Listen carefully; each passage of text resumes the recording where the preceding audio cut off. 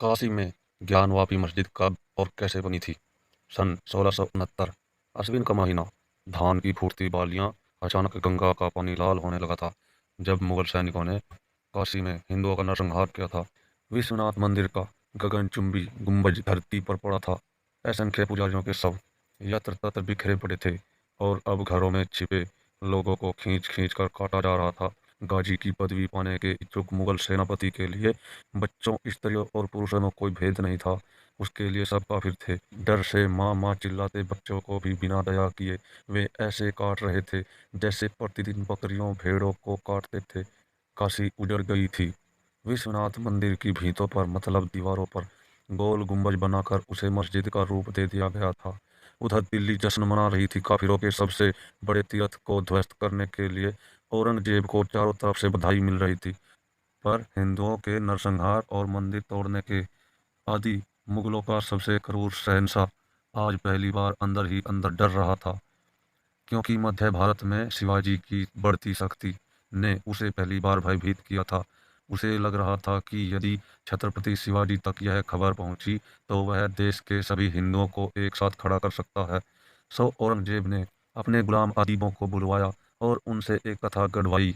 मुगल शहंशाह के काफिले के साथ जाते एक हिंदू राजा की पत्नी जब विश्वनाथ मंदिर में दर्शन के लिए गई तो पुजारियों ने उसके साथ अभद्रता की। सो महान शासक ने दुष्ट पुजारियों को दंडित करने के लिए मंदिर तोड़ने का हुक्म सुनाया और मंदिर तोड़ दिया गया। अदीबों का सत्य आम जनता खूब जानती थी। पूरा देश जानता था कि सत्ता के दलाल झूठ बोल रहे हैं। क्रूर और बलात्कारी मुगलों के काफिलों में कोई हिंदू राजा अपनी स्त्रियों के साथ क्यों जाएगा? मतलब जाता ही नहीं था। यह बात सभी जानते थे।